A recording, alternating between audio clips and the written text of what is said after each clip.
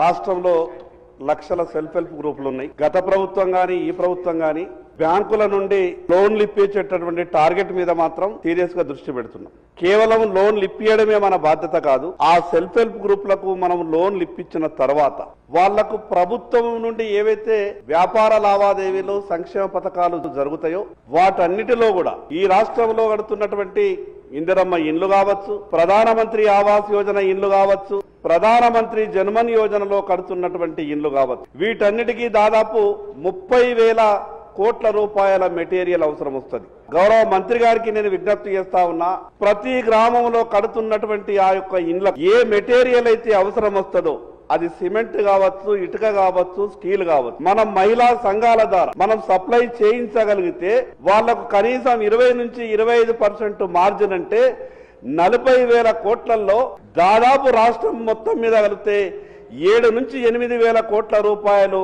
మహిళా సంఘాలకు లాభం అయ్యేటటువంటి అవకాశం ఉంటుంది.